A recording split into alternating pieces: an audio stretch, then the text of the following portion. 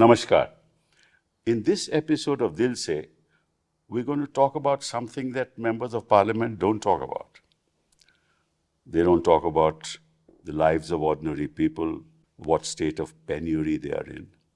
They talk about love jihad, they talk about divisive politics, they talk about the legacy of Ambedkar, which is of course all relevant, but they never talked about the real issues that confront the people of this country.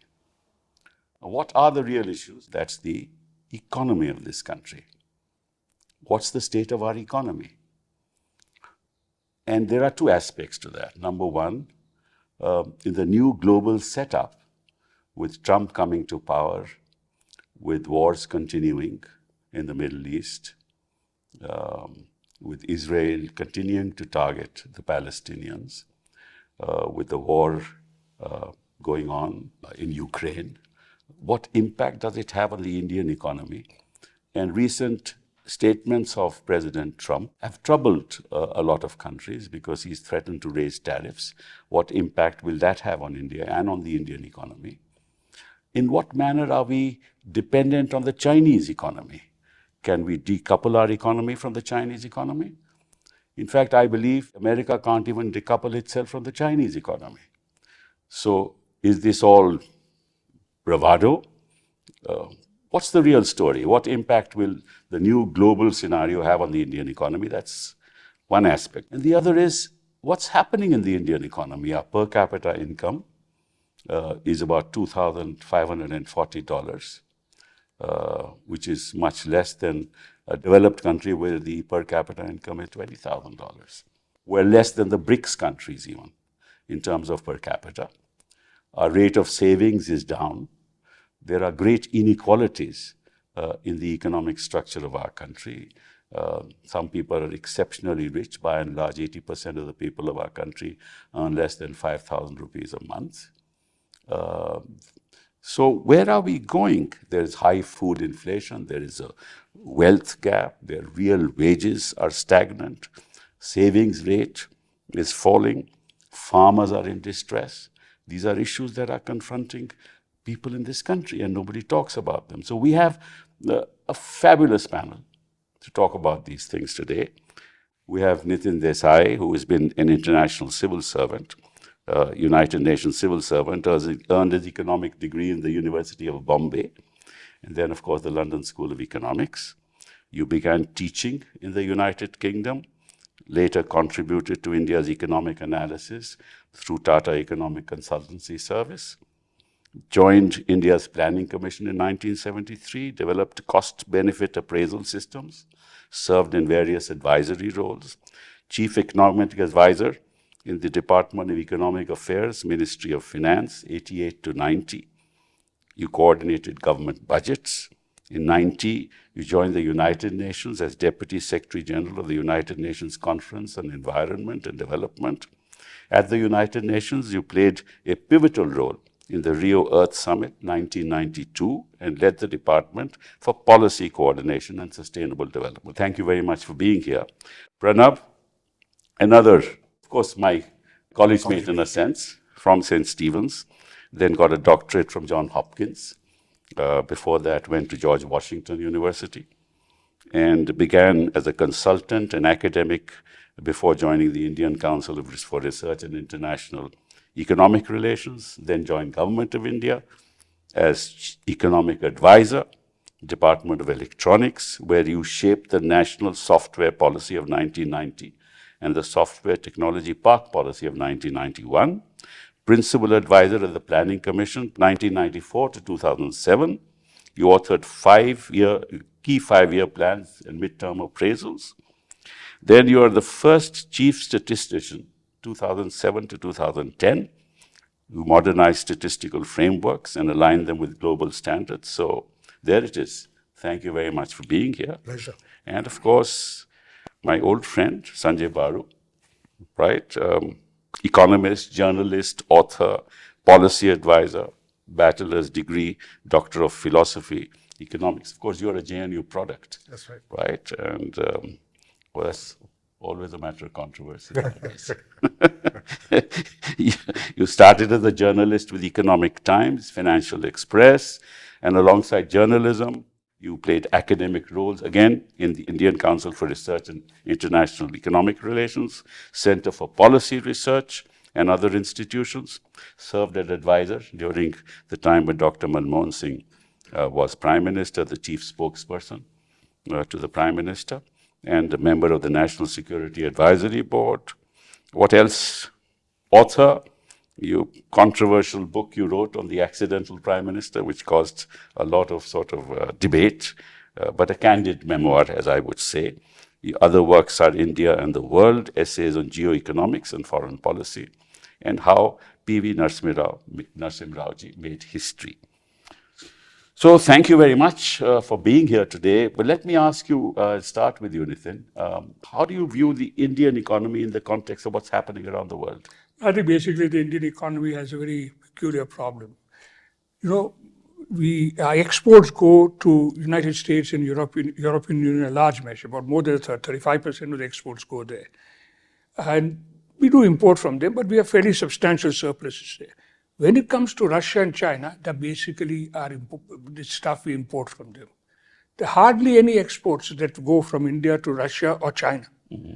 So in a sense, we are going to be caught in a situation where a group of people who are our major export clients are at dispute with people who are major import. China is a very important import source for us. Sure. We're going to talk about that in absolutely. a while. Renewable energy would have been very difficult without the Chinese. Pharmaceuticals. So India has a very great challenge. It cannot afford to lose connection with either of them. Right. How will they do that if Trump has an open conflict with China? This is going to be one of the great challenges. I have no answer for it, but this is a challenge which they will face. They cannot afford to separate. But our proximity with the United States at this point? Well, yes, but they may push you into going against China. But we can't afford to. We can't afford to for the simple reason that a lot of our imports of, say, pharmaceutical ingredients themselves and many other electronic products, many products over China. What do you say? What do you think? How is it going to impact the Indian economy? Well, it depends on what scenarios you're playing out. But the fact of the matter is that on the export side, I think we are much less vulnerable. If we play the domestic market the way we could play it. So I don't think that is a huge issue. The big issue is our import dependence. Yes. And that's something which we need to be very careful about. So, I think you talked about pharmaceuticals. If you remember, the end of the 90s, we used to produce about 80 to 85% of the active pharmaceutical ingredients that were needed in this country. Today, we import 80%. That's correct. Right? That means we did something wrong. All from China. And all from China. An entire lot from China. Yes. So we did something seriously wrong. We've started to pivot.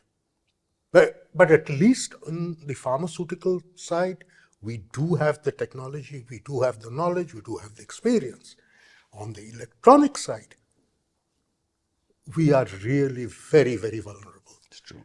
I am not even sure whether our military capabilities are dependent upon inputs from China, particularly electronic inputs. As we go more and more electronic warfare, is our vulnerability increasing? That's something we won't know because the technologies that are used in the military are closely guarded secret, and rightly so. Yes. But at least that's something we need to look at and look at very, very carefully. Because that's the last thing we can afford to slip up on. Sanjay? Well, I think first of all, we cannot dismiss the challenge on the export side, Pranab. I think the fact is that Trump is serious. And not just Trump. I think it's wrong to look at what the United States proposes to do purely as a problem that Trump poses. Every single step that Trump took, Biden continued. including the withdrawal of the generalized system of preferences, etc. The United States is battling for itself. I mean, America first is Trump's slogan, make America great again. So the US is trying to protect its space in the global economy. And Trump has just yesterday identified India specifically, named India, saying that, I'm going to raise tariffs against India. And that is going to be a challenge. We have been trying to negotiate free trade agreements with the European Union and the UK, and they're going nowhere. So we have a challenge on the export side. On the import side, there's an interesting game at play. The Chinese have said, okay, we'll try and help you reduce your import dependence, allow us to invest in India and make in India so that we don't have to export to you, but we'll manufacture. And this has started an interesting debate because the Economic Survey first flagged this issue by saying we should allow Chinese investments. Niti Aayog has recently followed it up with a statement in a recent report that we should allow Chinese imports. And it remains to be seen what decision the government will take and what Nirmala Sitharaman will say in her budget speech. But there is a possibility that we will try to address the challenge on the import side by opening up on the investment front. But apart from the fact that trade poses a challenge, growth too poses a challenge. I mean, the global economy has slowed down. There are growth constraints emerging. China has slowed down itself, which is a major engine of growth. Especially the real estate sector is hit. Also, in terms of its own consumption of goods. And if Trump starts increasing tariffs, there would be a decline in U.S. demand. But can he afford to do that? I mean, the question is, his economy is so tied up with the Chinese economy. Can he afford to decouple it? They're not. First of all, they're not talking of decoupling, right? The word now is de-risking. So the talk of decoupling is gone 2 years back when the former, the lady who's now going to step down as Treasury Secretary, said that we are no longer in the game of decoupling, we are de-risking. So they have already conceded a certain weakness by declaring the fact that they cannot afford to decouple from China.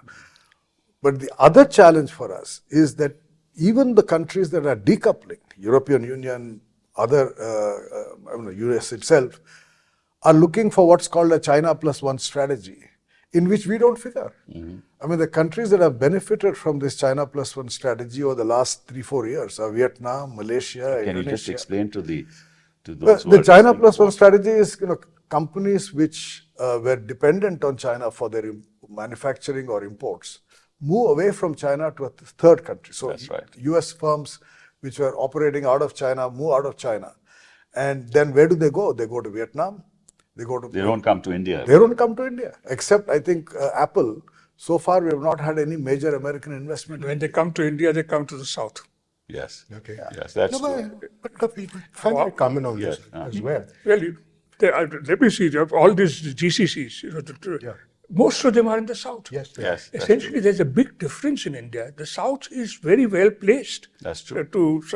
And even west to some extent is very well placed to do well in the sort of global environment you're going to be. The Hindi heartland is too concerned with other things. Let me other also than just economic. mention one thing.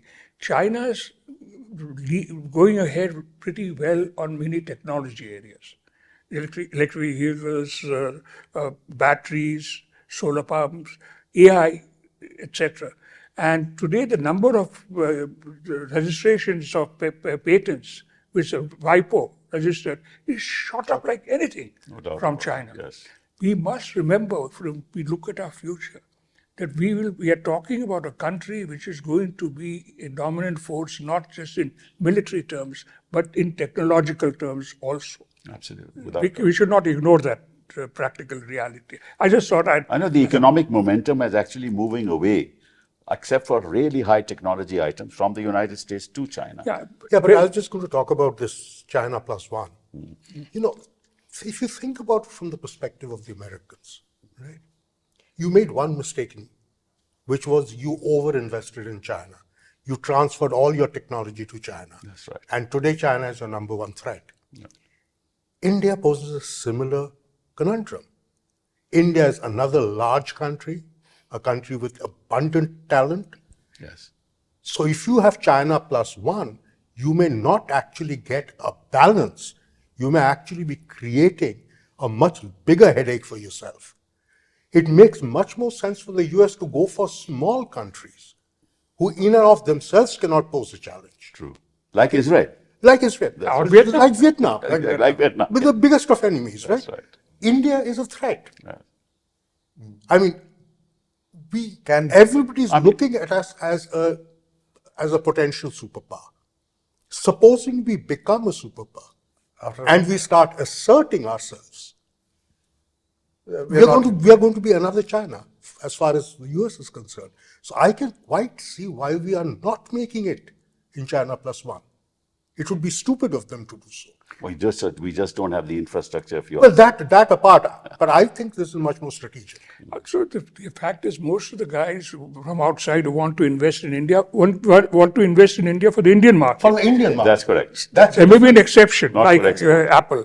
But most of the fellows who come here are really Because they see the consumption potential. They Yes, see that's the consumption potential. yeah. They're not interested in making us part of a global system. But also, we have to recognize that it's not just that foreigners are not investing enough in India. Indians are not investing enough in India. In fact, Yes. there's an outward FDI Yes, absolutely. going out of India. No doubt about it. Is as significant as the inward FDI, right? So there is a problem here. It's The not problem is politics, of course.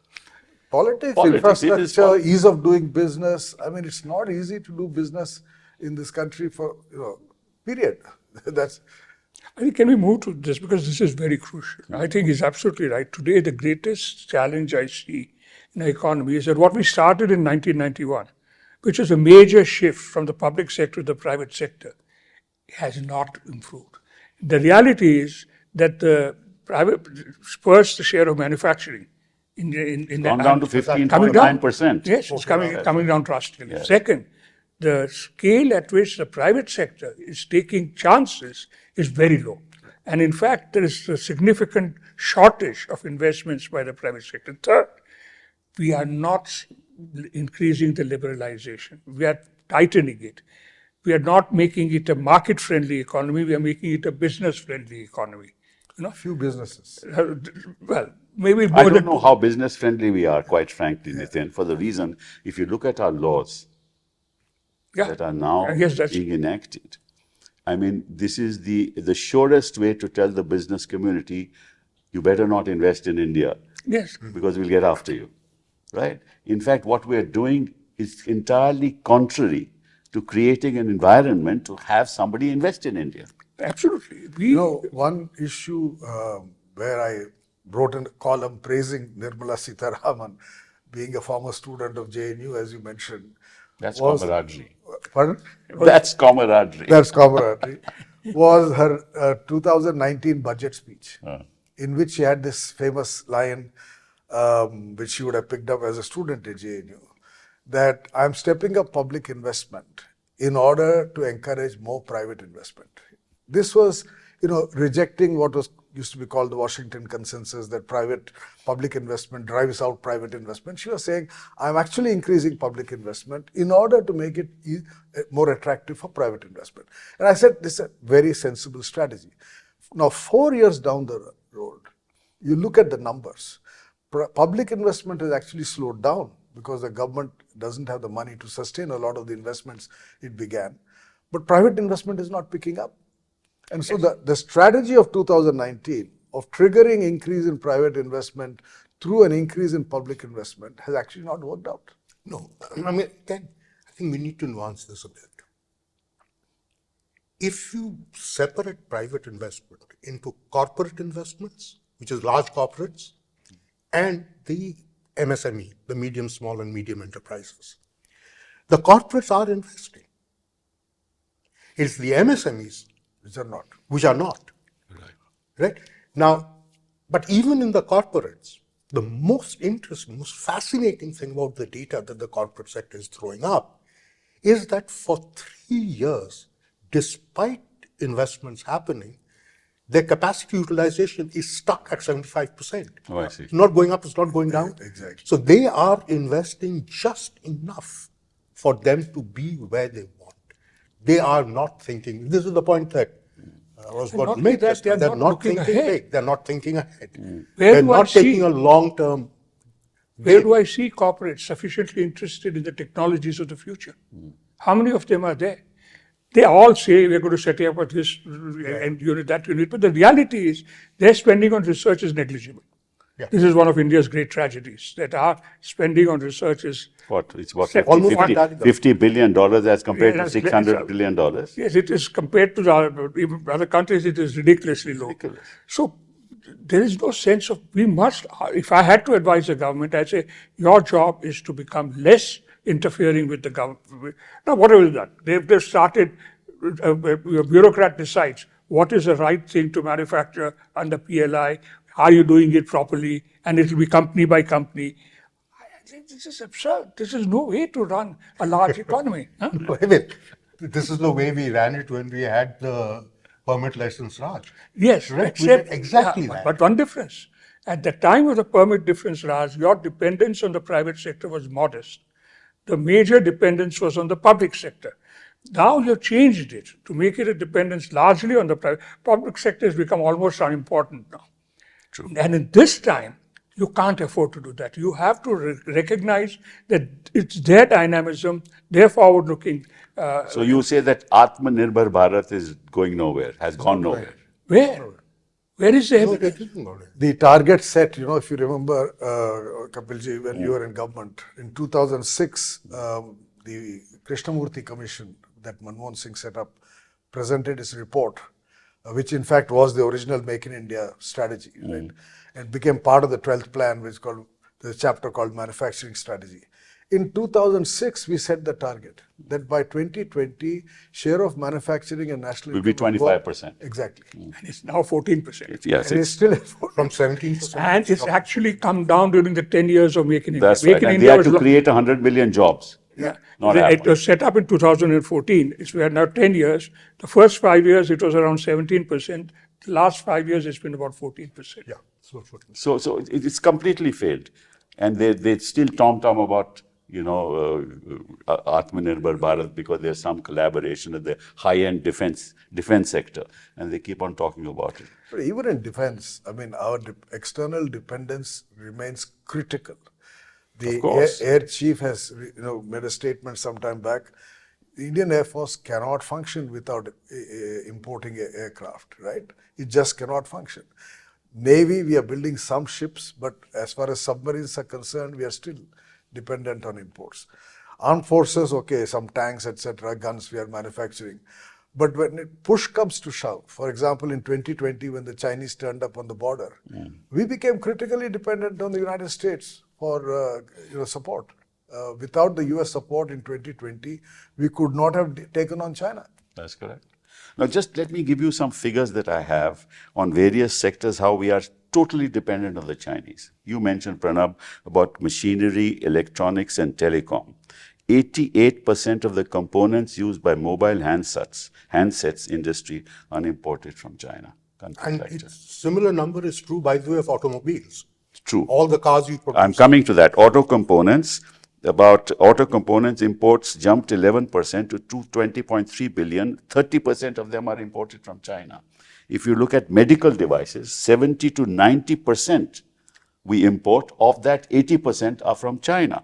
If you took at solar power products, we have imported $1.2 billion worth of solar cells and modules, and it's a 208.2% year-on-year increase. So pharmaceuticals, the same thing in pharmaceuticals. Textile raw materials, that also have increased. Communications, telecom industry. We don't produce any hardware in this country. It's only software. So if we are dependent so much on imports and we don't have any technological solutions in terms of hardware, how can we ever become Atmanirbhar Bharat? And how can we ever compete with the rest of the world? So technological dynamism and greater enterprise in the private sector. But there's a third thing I would like to add, and that is we're seeing a certain absence of demand growth. We're seeing this. All the FMCG companies are complaining for the lack. The reason is inequality, growing inequality. Yes. expensive cars sell. Cheaper cars sell. are not increasing that much. So I'd say this is a third thing that I would, apart from opening up the industrial sector to greater enterprises, etc. The third thing is we need something which brings in rising incomes in the lower end, so that there is a larger middle class than what we are getting, because we are facing demand shortages. You ask any company. Absolutely. Ask any company. This is true, but it again brings us back to the point of the MSMEs. So if you think about it, the root of the problem you're talking about is that there is no good employment being created. So the unemployment numbers look all right. It's about 3.5% unemployment. That seems fine. The problem is the moment you start looking at where they are employed. Yes, that's the So point. you've got a situation where agriculture, where we are shedding jobs, we had gone from nearly 70% of our population being dependent on agriculture down to 42%. Correct. We are back up to 46%. People are going back to agriculture, which in any case had too many people working in it. Right. So we have to stop getting hung up on the large numbers and start looking at a little bit of the story that the breakdown of these numbers are telling us. So we are getting a lot of distress employment, people doing whatever they can to survive, which is not going to give rise to the demand growth that you are looking for. And because remember this, that the numbers that they're telling you on employment includes unpaid family labor. Yeah. And that has gone up from 13% to 18%. Correct. Over this period. So why do you include unpaid family labor in Kids your between the ages of 15 to 24, the employment rate, unemployment rate is 25, 26%, 28%, 28%. So, so how are we going to deal with this? So that's the point. So you have to then think about what are the kind of economic activities which would absorb this kind of workforce. And remember, the cohort that we are talking about now are far better educated than the cohort that preceded it. Right. Simply because of Sarva Shiksha Abhiyan. But they're not skilled. Well, they are not skilled, but neither were that lot. But the fact of the matter is that the lot that we have now are more skillable. So they're potentially more employable. The point is, are you creating an environment in which that employment is generated, the skilling process is done? So if you look at skills, for instance, the large Indian corporate sector spends abysmally. You talked about low R&D. Their expenditure on skilling is even lower. That's correct. So where does the skilling happen? It happens with the MSMEs who are taking unskilled workers, teaching them on the floor. And then once they reach a level of skill, they get picked up by the other company. Right. That has been the process. Now, if you break that chain, you're going to suffer at both ends. People are not going to get jobs. The large corporates are not going to get skilled people. Right. And that's a lose-lose. So one has to think this through. See, the point really is, when the Indian economy had done poorly in the 80s and before that, there was actually a debate among both professional economists, policymakers, media, political leadership, recognizing that there's a problem and then looking for solutions. And 1991 became a turning point because a set of solutions was provided. Whether one agrees with them or not, they did have the effect of pushing the rate of growth up, right? So we moved from an average of 3.5 in the pre-80, 3 decades before 80, to an average of 5.5 in the following 2 decades from 80 to 2000. And then we moved up to 7.5 during the UPA era.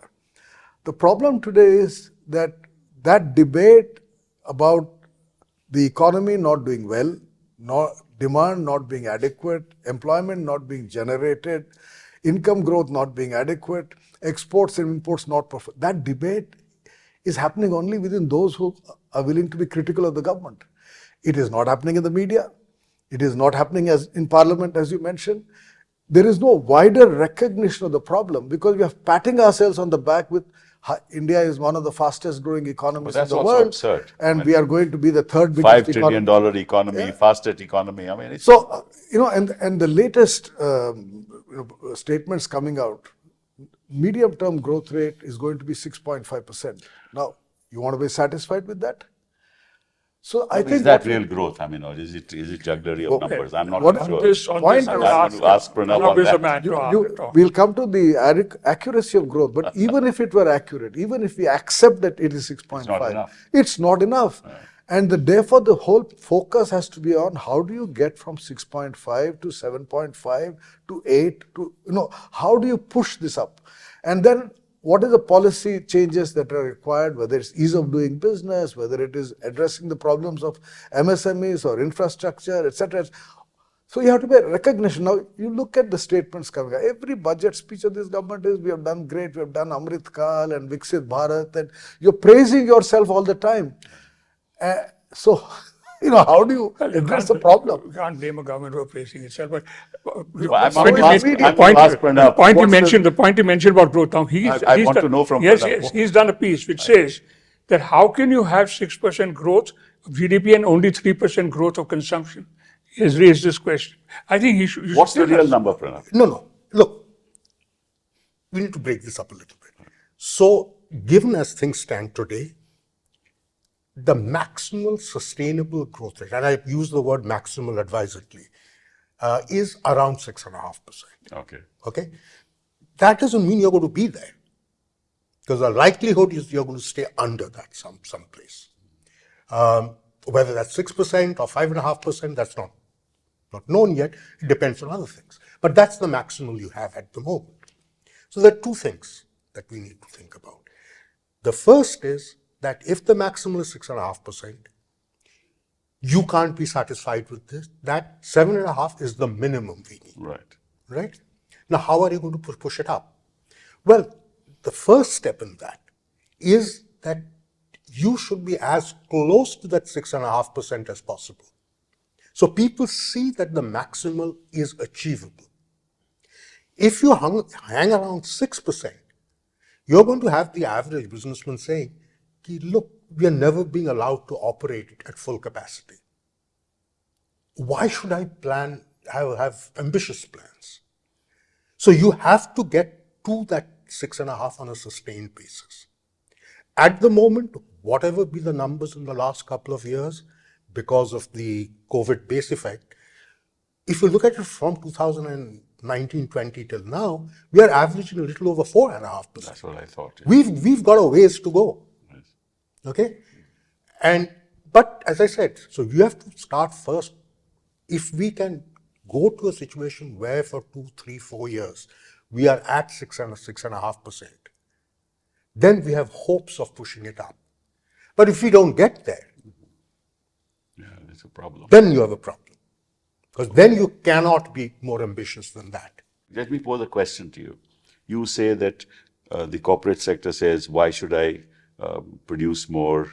Because the corporate sector would say, unless there is demand, why would I produce more? Why would I create an inventory which I cannot sell? And demand can only happen if you put more money in the pockets of ordinary people. So if incomes don't grow, there will be no demand. If there's no demand, the corporate sector will not increase production. So how do you get money back into the pockets of people? And what are the policy frameworks which should happen to make that happen? At the moment, the answer is freebies. Give money. It doesn't amount to much. It doesn't amount to that. That's a disaster. I mean, if you ask me, it's counterproductive. It's counterproductive. And it's counterproductive, pointless, and it doesn't really amount to So much. how do you put money in the pockets of people to ensure that there is greater demand? Can I make How do you do that? And what are the policy prescriptions? The policy prescription now really depends very much on what happens at the local level. Why is Tamil Nadu doing well? Tamil Nadu is doing well in terms the average wage level is about twice the national average. The national average. It's about twice the national average. They have a large number of migrants. The number of migrants who are working in the Apple I was told was close to 40% or something are migrants. Yeah, but if you have, political agendas which disturb the peace in the Hindi heartland, how would you have companies wanting That to is the grow? thing. Exactly.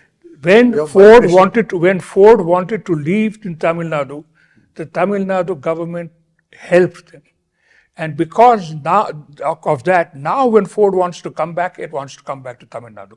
No, but So that's the difference. So let me, no, but Kapil, again, let's be very clear on this. There is no part of the country which doesn't have potential for economic activity. sure. The point is, you can't have the same size fits all. Right. So Tamil Nadu would be able to attract large industries, It is doing and it will do so. But that does not mean Bihar and UP cannot have small industries. Yeah. Right? But the point that I was making is a valid one. It depends entirely on how the state supports economic activity, not business per se, but economic activity. Right. So the mindset that if you're small, what can we do to help you? And more importantly, what can we help you? How can we help you to grow? That should be the mindset.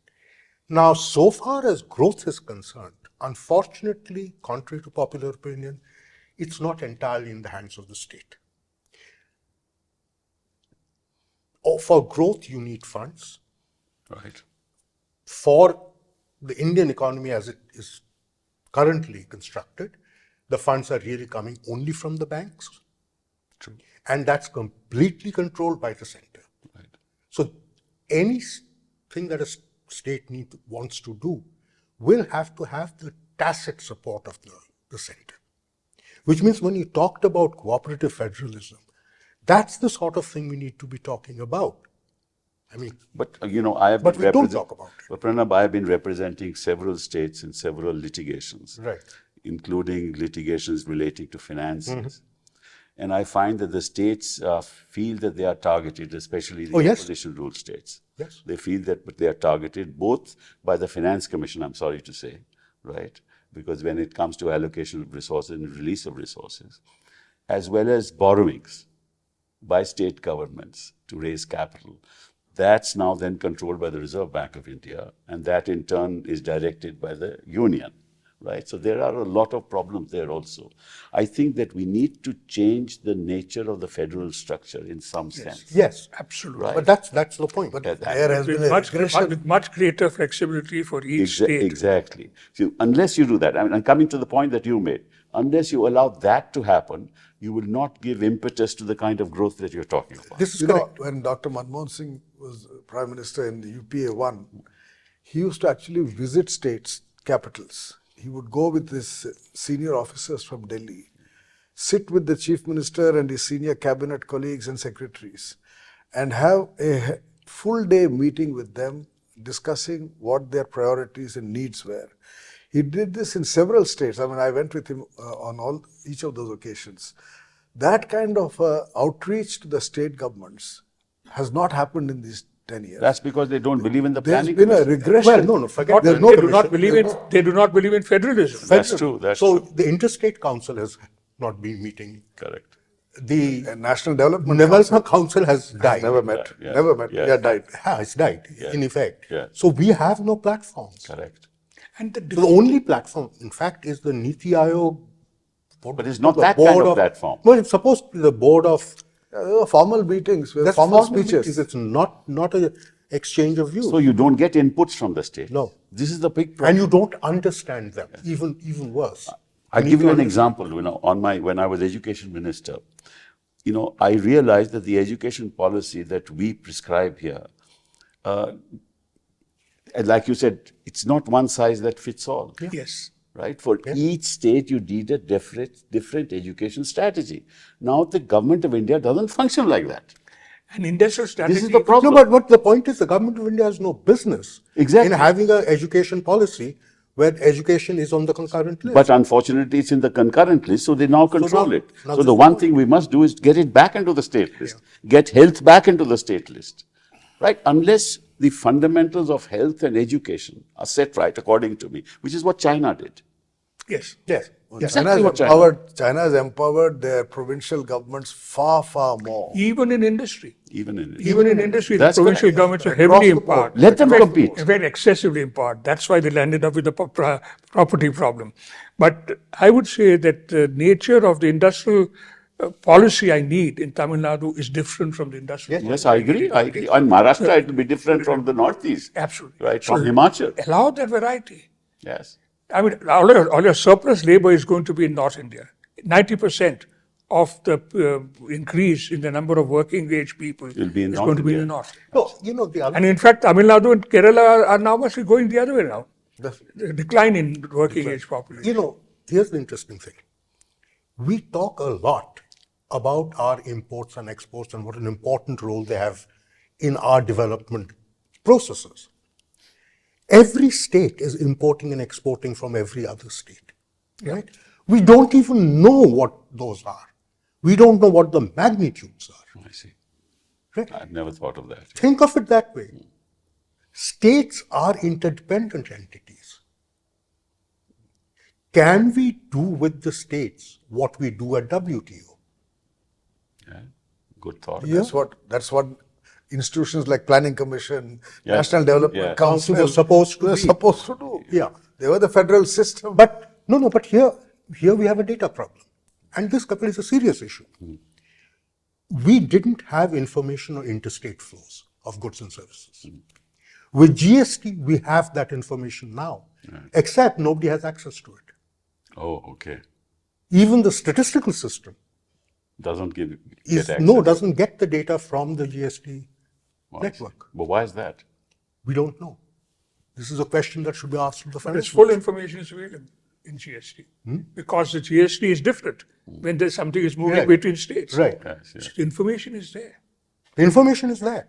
We would be able Get to a better- track the precise flow of goods and services across all state borders. Better understanding of the interlinkages between states is crucial for and one of the things that will help also to develop what I would call national value chains. Yeah. I agree. Yeah. We don't have national value chains. No, we keep talking about international value chain. But Never national value But the value chains that we have are not really as spread out as they conceivably can be.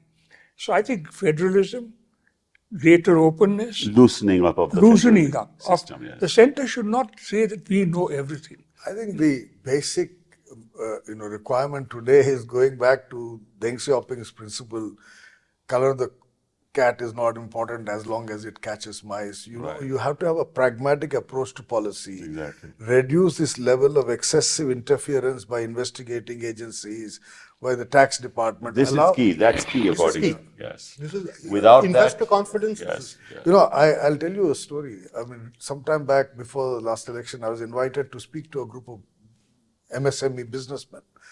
And I was told by the person who invited me that, they're all supporters of the BJP. So I better be careful in what I say. So I said, I have no problem. And the discussion was on You the see, you're economy. always careful. I said the discussion is on the economy. At the end of 1 hour of our conversation, all of them were critical about a range of issues, ranging from tax department, ED, this, that, corruption. So I asked them, I was told all of you are supporters of the BJP, but you only have complaints as business persons. So why are you? So they said, no, ab wo to Hindu party hai, hamara party hai. So, I think there is a problem with your MSMEs. This is a genuine problem. I mean, I've interacted with the MSME, I work in that area quite a lot. They're all willing to tell you their problems. Yeah. None of them is willing to go and tell the Government, yes. That's their ED problem. will come there. The income tax, notice will come, and the CBI will start asking questions. The summons will be issued. They're all afraid of that. I mean, of course, I have great connections with my constituency, erstwhile constituency. People are afraid. They Genuinely don't come. afraid. So, I mean, even FICCI and that PhD chamber, they do have MSME segments. But you look at the budget proposals that come out of there, they are no different from the budget proposals that are coming from the corporates.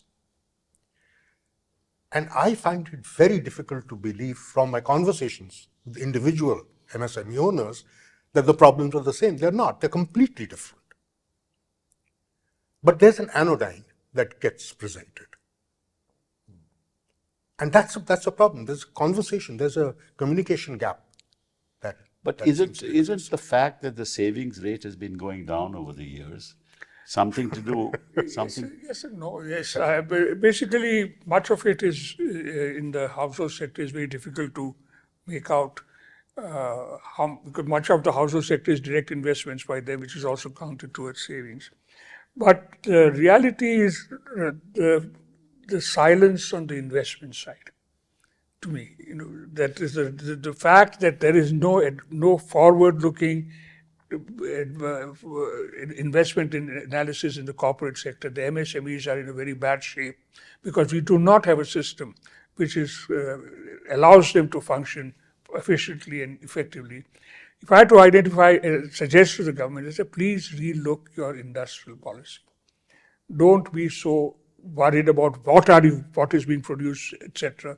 Try and liberalize, make it more federally open, do something special for MSMEs, and try and see in what way you can build a degree of dynamism in the corporate sector. This is what India needs if it wants to expand at 7.5% to 8%. And otherwise, after all, Mr. Modi came to power saying minimum government, maximum governance. Just the opposite. The opposite. I mean, what to do? The last thing I want to touch is on this oligopoly. The fact that the major assets of the country are being controlled by just a few people. I think that has a very demoralizing effect, not just in terms of investment. I mean, I know how, for example, the IBC system works. And there is a lot of behind the scene give and take. You take this and I will take that, right? And unfortunately, that's given the signal to the business community is that, look, you cannot function independently in the system at all.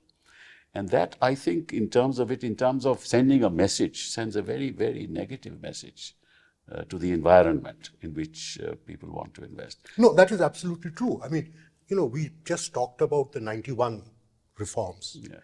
Kapil, what were the 91 reforms? It was not opening. It was unshackling the corporate sector. Correct. Until then, we had something similar through the license permit regime, where the corporate sector was shackled. 91 just unshackled them and let loose their animal spirits. In a sense, we are there, except the shackles are not as obvious as they were then. Right. The shackles are much more insidious.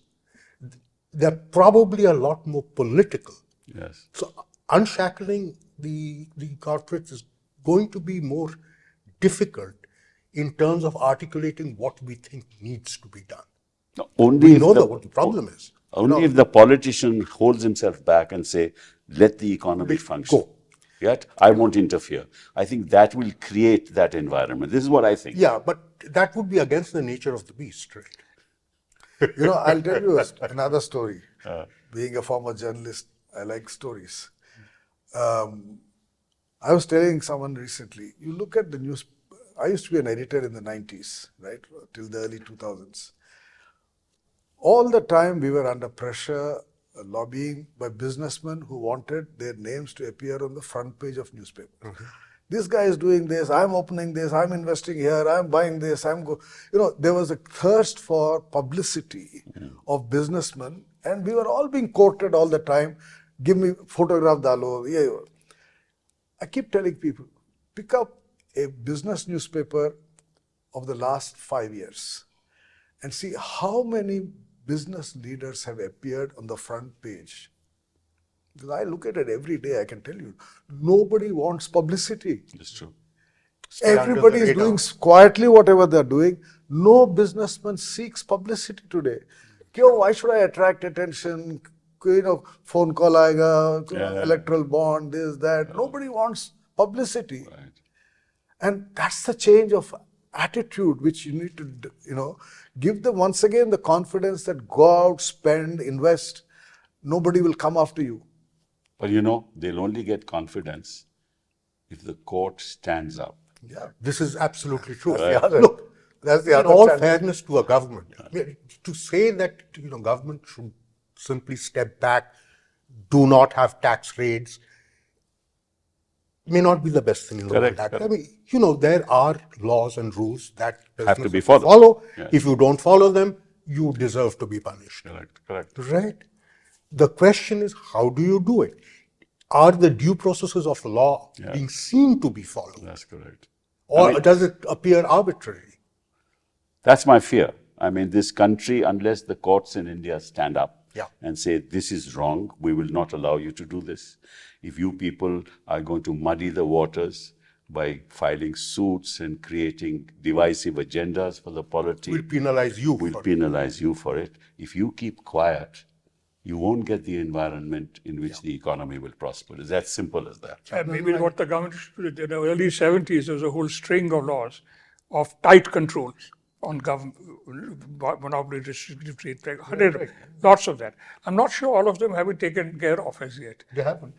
They're still there. I think some of them are still around. Yeah, but now with the new laws, the new criminal laws, things are much worse. Yeah, that's a difference. that's That time it was not new criminal laws. That time it was direct Much, control. they are much worse. And so Parliament doesn't discuss it. The courts don't do the things that they have to do. The business community is afraid. These issues are never in the public domain. We just discuss them here. And the government And we is more discuss them only at a very, very superficial level. superficial. And the government is only interested in how to win the next election. And that's where this country is. Well, thank you very much for being here with me to discuss some of these issues. It's a pleasure. Thank you. It was a pleasure to talking to all. Thank you.